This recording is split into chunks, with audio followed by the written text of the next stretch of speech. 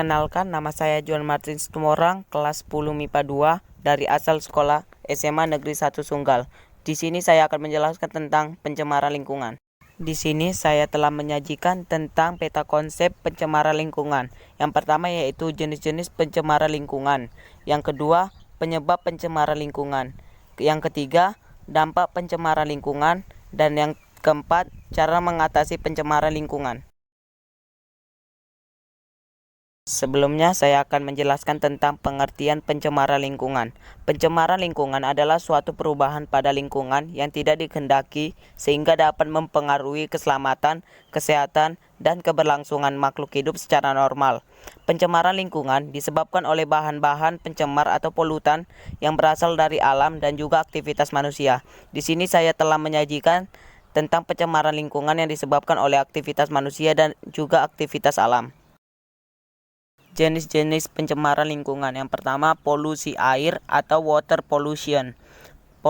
Polusi air ini merupakan pencemaran yang terjadi di lingkungan air ketika zat atau substansi berbahaya masuk ke dalamnya. Yang kedua, polusi udara atau air pollution. Polusi udara ini merupakan pencemaran yang terjadi di udara yang disebabkan oleh polutan yang berbentuk gas atau zat partikel.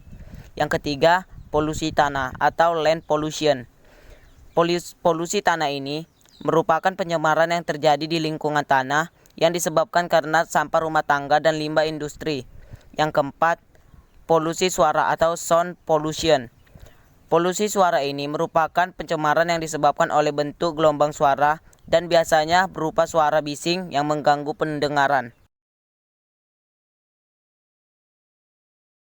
Penyebab pencemaran lingkungan. Nomor 1, polusi udara disebabkan oleh yang pertama, aktivitas rumah tangga seperti pembakaran sampah, memasak, serta penggunaan minyak wangi gas. Yang kedua, gas berbahaya dari asap kendaraan bermotor. Yang ketiga, gas dan debu vulkanik dari letusan gunung berapi. Yang keempat, asap dari aktivitas industri dan pabrik. Nomor 2, polusi air disebabkan oleh yang pertama, sampah yang menumpuk di sungai, danau, maupun laut. Yang kedua, limbah cair yang berasal dari limbah industri dan pabrik yang dibuang ke sungai. Yang ketiga, penggunaan bahan peledak yang berbahaya dan juga beracun. Yang keempat, sisa-sisa metabolisme makhluk hidup yang berada di dalam ekosistem air. Nomor 3, polusi tanah disebabkan oleh yang pertama, penggunaan pestisida secara berlebihan. Yang kedua, penggunaan bahan kimia yang berasal dari pabrik dan langsung dibuang ke tanah. Yang ketiga, limbah manusia yang berbahaya dan bisa menghasilkan gas beracun yang dapat meresap ke dalam tanah. Yang keempat, penggunaan bahan radioaktif yang mengandung bahan kimia yang beracun dan sisanya dibuang langsung ke tanah. Nomor 4, polusi suara disebabkan oleh yang pertama, suara knalpot dari motor balap. Yang kedua, suara mesin dari aktivitas pabrik. Yang ketiga, suara jet yang berbunyi sangat keras.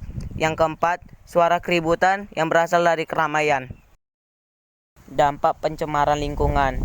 Pertama, berbagai spesies hewan, baik di darat, air, dan di udara akan menjadi punah. Kedua, predator pada sebuah ekosistem akan punah, sehingga serangga akan berkembang dengan pesat dan tidak terkendali. Ketiga, kesuburan pada tanah akan berkurang karena penggunaan pestisida yang berlebihan. Keempat, terjadinya efek rumah kaca dan pemanasan global. Kelima, timbulnya penyakit yang dapat membahayakan seluruh makhluk hidup. Keenam, menyebabkan berbagai bencana alam seperti banjir dan tanah longsor. Ketujuh, menurunkan kadar oksigen pada air sehingga dapat menjadi hambatan dalam ekosistem air. Cara mengatasi pencemaran lingkungan. Pertama, mengatur sistem pembuangan limbah industri dan juga pabrik.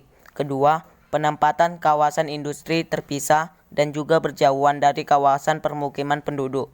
Ketiga, pengawasan akan penggunaan bahan kimia yang berbahaya seperti pestisida dan insektisida. Keempat, melakukan penghijauan dan juga reboisasi pada hutan-hutan yang gundul. Kelima, pemberian sanksi secara tegas kepada pelaku pencemaran lingkungan. Keenam, penyuluhan pendidikan lingkungan untuk meningkatkan kesadaran masyarakat akan pencemaran lingkungan. Ketujuh, melakukan proses daur ulang bagi sampah yang masih dapat untuk dimanfaatkan kembali. Sekianlah yang dapat saya sampaikan. Atas perhatiannya saya ucapkan sekian dan terima kasih. Dan jangan lupa like, comment, and subscribe video ini.